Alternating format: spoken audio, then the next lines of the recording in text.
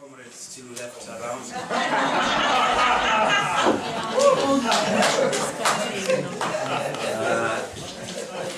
On the list, you find my name spelled M-B-I-B-A, Mbiwa, and it gives the whole story about what I do, but that's not actually what I do. I'll be sharing this today. What I do is, since I've been in the UK for the past 20 years, my role is to link the old generation with the new. So I spend time telling stories to the younger generation, the kids. Families bring their children to me to babysit.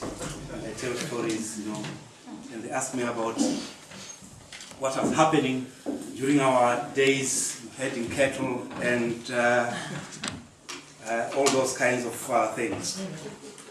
We have here what I might describe as the Oxford gang.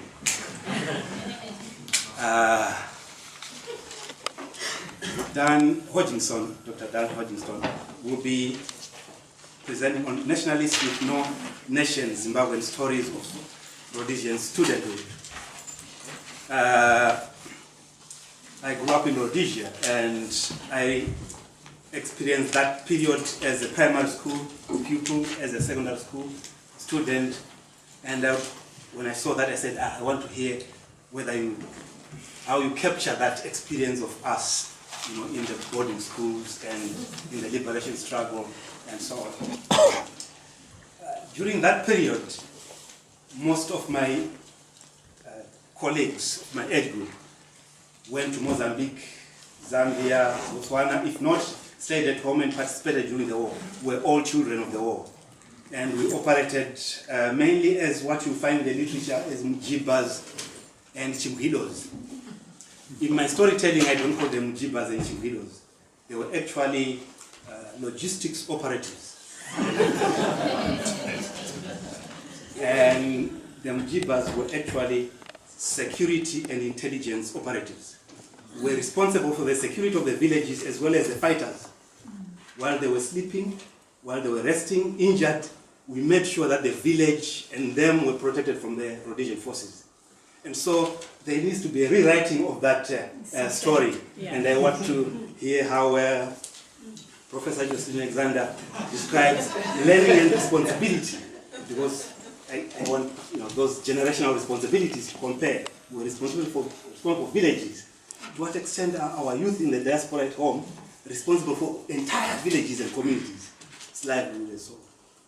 So, learning and responsibility among war generations in one soldier's story, given that I was a soldier, although not so much recognized as such at the time.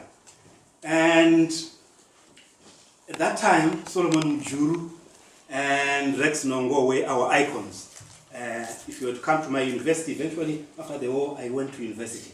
Finished A-level, went to university. If you came to my room, or went around, others had posters of half-naked girls, whatever, or Michael Jackson. In my room, I had two posters. I had a poster of Solomon Mjuru with Rex Nongo planning the strategy from somewhere in Mozambique with a revolver on top of the table and the light.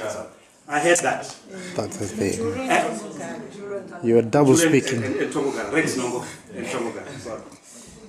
And on the other side, I had Steve Biko. Those were the two posters I ever put in my room. I had no Robert Mugabe, I had no Nelson Mandela. But by 1988, Doctor, the poster of Mjuru had disappeared. For some reason, he had disappointed me. In our language those days, he had become to me a sellout. Another day, I'll explain why. So I want to hear how you capture in terms of youth and political change. That will be Dr. Miles telling. So that's the panel for us today. I'll give each one 15 minutes. 15 minutes. And at the end, we'll have about 15-20 minutes for questions and answers. Over to you, Doctor. Okay.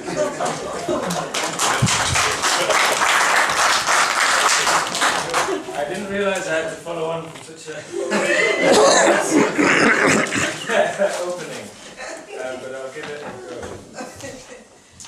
So I was going to start by, I wrote this presentation before November the 13th last year. And so I feel like it's a little bit dated because I start with an anecdote about how Mugabe creates his own legitimacy to rule. Something which perhaps isn't as appropriate now as it was then. But maybe we could talk a little bit more about the coup in the questions and how that's changed things. But I'm just going to start off and read through. So in a speech at Fort Hare in 2016, Robert Mugabe explained how university student activists, and I have to disappoint you, I'm afraid, I'm not talking about school students, I'm talking about university students. University student activists were critical to starting the anti-colonial struggle against settler colonialism. Fort Hare was, Mugabe said, the cradle of African anti-colonial ideology and a seminal source of African intellectualism, where he first became fully aware of the evils of settler colonialism. He continued, "We used to whisper to each other about what had happened and sit and analyse the international situation." This is him giving the speech. Gandhi had left South Africa. He had gone to India with Nehru, where they had combined as leaders to lead the struggle through passive resistance, the struggle for Indian independence. If he could do that, why could we not in Africa do it? To Mugabe, student activism was not simply the beginning of his political career, but the whole anti-colonial struggle for the African nation. As Elika Boma argues, nationalist leaders have long been particularly adept at using heroic public renderings of their own pasts as a means of continual political legitimation. So through stories like this, ceremonies and memorials, nationalist leaders have represented themselves as the embodiment of a broader anti-colonial struggle. Seen in this light, Mugabe's story is not a simple nostalgic rendering of his student past. Rather, it is a piece of political theatre. Through it, he laid out a set of normative characteristics for political leadership that, unsurprisingly, he embodied. In his particular version of anti-colonial struggle, educated black student activists such as himself that were committed to the overthrow of settler colonialism were the intellectual leaders of nationalism and the Zimbabwean nation-building project. These leadership characteristics, he argued, were not historical artifacts, but critical to Zimbabwe in 2014, as it was these characteristics that were key to the completion of ZANU-PF's patriotic political project of economic liberation.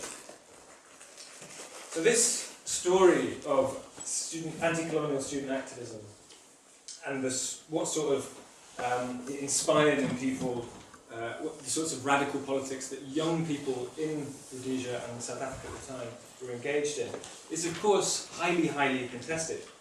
And it's these contests that really are the subject of this paper that I'm going to present today. And this is a much more abridged version of a much longer paper that I've got. So and it builds upon a lot of work I did for my doctorate. So in 2014 and 15, when I spent around about 10 months travelling around Zimbabwe and Southern Africa, interviewing former student activists about their experiences at university.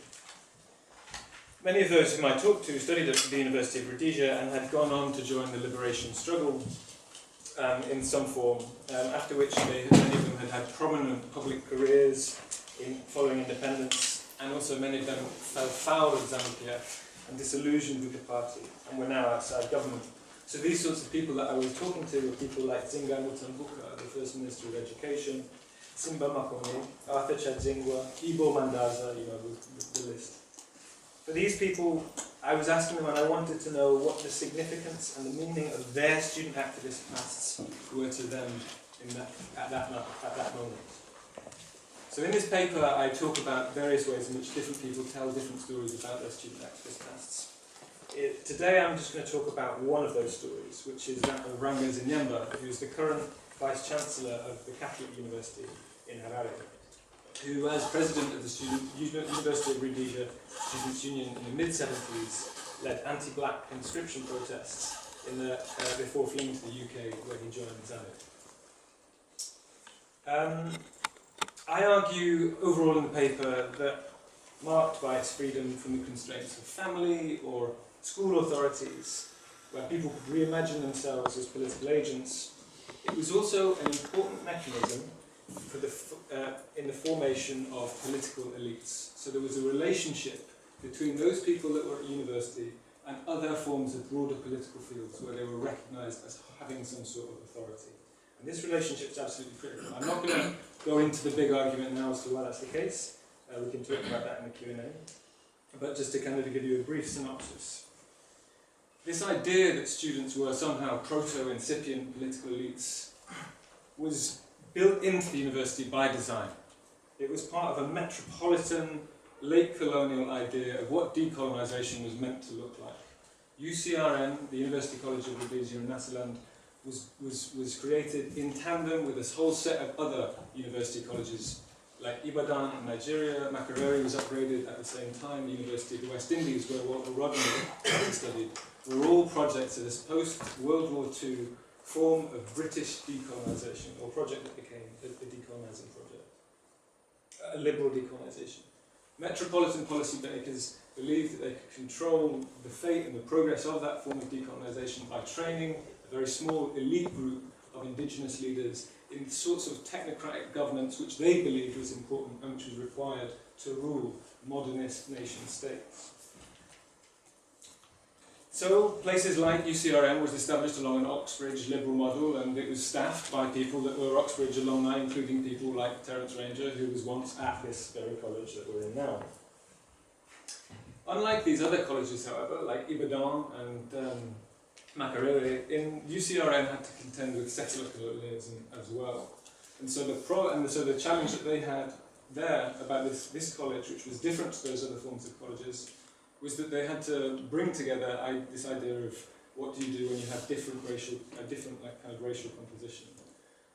And in the spirit of the Federation, which was the political institution in the 1950s of which Southern Rhodesia was a part, multiracialism as an ideology was key to this. So this university became linked together in this kind of multiracial project. It was a social laboratory wherein the students that went there would become this kind of indigenous elite. It was a point at which this kind of Southern Rhodesian decolonisation, nation-building process was taking place. So literally, the sorts of laboratory work that these different racial students were taking part in was actually a social laboratory, where the idea of this kind of decolonising, multiracial nationhood would take place. This, of course, as we know from our history, was a complete anathema to many to many white settlers. It suffered a fantastic backlash with the rise of the Rhodesian Front and white settler nationalism. So from being this kind of like absolute kind of spearhead of what was a kind of a liberal form of decolonisation, there was a kind of an overturning of the politics and the rise of the Rhodesian Front. It's very similar to what happened in South Africa after 1949, when the nationalist governments came into power and began setting up apartheid. Unlike in South Africa, where in 1959 they segregated the universities, in Southern Rhodesia the college remained multiracial. So it remained the case that both black and white people throughout the whole period of the 1960s and the 1970s, both types of people were able to go to university there. And that was significant because the Rhodesian Front weren't able to fully control the workings of the college, the university, the institution. They were in many ways in hock to a university that was deeply embedded within an Anglo kind of academic world. And what I think the significance of all of this is what I meant is that by having this kind of institution as it was, gave the sorts of students that were at that institution a particular type of politics. So what didn't happen was the rise of the Black consciousness movement in South Africa, which was led by Steve Biko, wherein people imagined a radical idea of what black selfhood meant from different colleges where they were separated out from nationalist movements. In Rhodesia, students were able to maintain links with nationalist movements through underground movements, and also use and mobilise the traditions of the university as a means of calling out the Rhodesian Front, as being a form of regressive and perverted decolonisation. So throughout this period of the 60s and 70s, you had a very kind of public use of black student activism within Rhodesia that utilised these sorts of traditions as a means of calling out the segregationist instincts of the Rhodesian Front. As well as that, they were also able to maintain links with, so there was a series of public protests right through, this is in the early 60s, through to this is the Chimakwembe demonstration which Danbuto Ochero was involved in.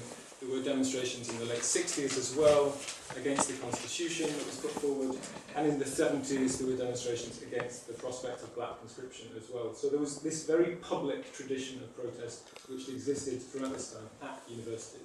And as well as this, a lot of these student activists like Arthur Chudzingo, other people like that, were deeply involved within underground structures of the nationalist movements themselves, both ZAPU and ZANU. So there was this kind of entangled form of 3 minutes left.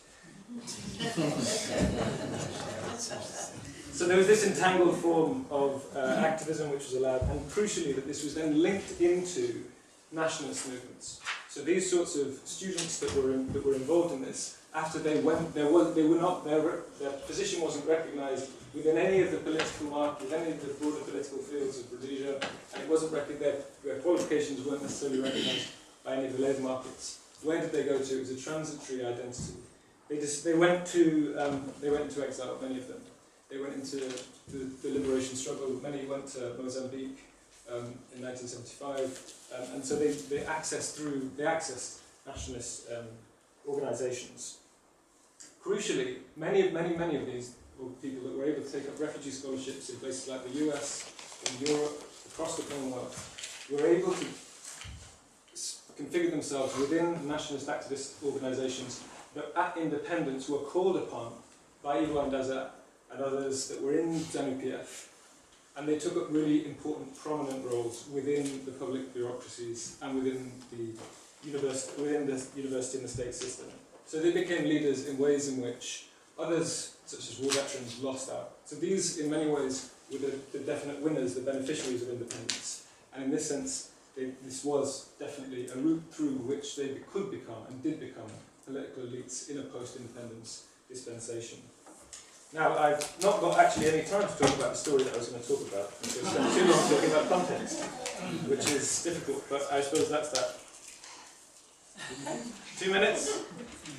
Right, okay, so basically, in 2 minutes in brief, we have people like Mugabe and others that were using their patriotic credentials, using their form of their student activism as a form of patriotic authority. They claimed that at university they protested against the institution as a means, as an oppressive means, and that therefore folded them into the nationalist, anti-colonial nationalist struggle.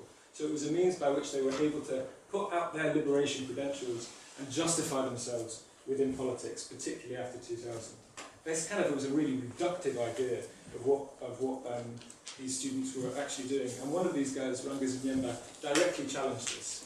He put forward a story which was much more akin to the native nostalgia argument put forward by Joseph Dlamini, wherein he implicitly and explicitly critiqued ZANU-PF through his story of what his life was like at the University College of Rhodesia. To him, it was much more of a Bildungsroman, a kind of an idea of coming to age, an idea of getting into adulthood, a place which was full of different types of emotions. For instance, he said at university was where he matured. He said, I remember saying to somebody at the end of my first year, you know what, I feel my head has got bigger. They said, you've got a big head. I said, no, I don't mean that. I feel my knowledge base has expanded. I have matured, I have grown. I certainly feel that my university life at the University of Rhodesia was perhaps the best experience I've ever had. He was deeply involved in student activism whilst at the University of Rhodesia, and he had to leave as a result of his involvement. That said, after independence, he came back to Rhodesia, and he came back to Zimbabwe, and was a prominent member in the University of Zimbabwe, which he fell out of favour with when Levano Nyagora became prominent in the mid-90s. In talking about the university structure, which he was a part of as the Vice-Chancellor at the Catholic University, he drew direct comparisons between what was happening at the university system then, in the 90s and 2000, in the 2000s, with his experiences of the university system within Rhodesia. He said, universities should be open to people, not coming in for harassment. He contrasted the UZ and the suffering that what he went through as registrar in the 90s with the traditions that he had enjoyed as a student at that same university. He said about the traditional freedoms that students had enjoyed around the student union. In the late 1990s, when the university seized the building and banned the sale of alcohol, Zinyemba said, the union used to be a hub of student life on campus. That's where we went for entertainment, to meet friends, to have meals, just like we used to do at the University of Rhodesia. But that is all gone now. So he was lamenting the loss of the certain freedoms that arguably he said he enjoyed at this proper university. The point here is not that Zinyemba was defending Rhodesia. That's not what he was saying. Rather, his nostalgic rendering is like I say, Jacob Lamini's argument that fond nostalgic memories of childhood in apartheid South Africa were caused by present anxieties caused by the distorting mass narrative of black dispossession that dominates the historiography of the struggle. For Zinyemba, the university in Rhodesia was not merely an instrument of oppression, rather it was an institution from within which more expansive forms of identity could emerge and processes of maturation could take place. Through describing his Rhodesian past as such, he emphasised what a proper university was and critiqued SANU-PF for failing to construct the nation, which he argued as a young student activist he had protested for. That's where I'm going to stop.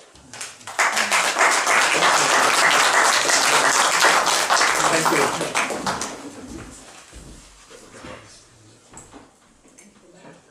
Yeah, could you put the light back on? Thanks a lot. Brilliant stuff. We here see progression, intellectual progression, intergenerational mobility politically, and then what? It stops, and it's not permitted, and it's created outside the nationalist movement. If you want political mobility, outside the nationalist movement. Thanks a lot. We now have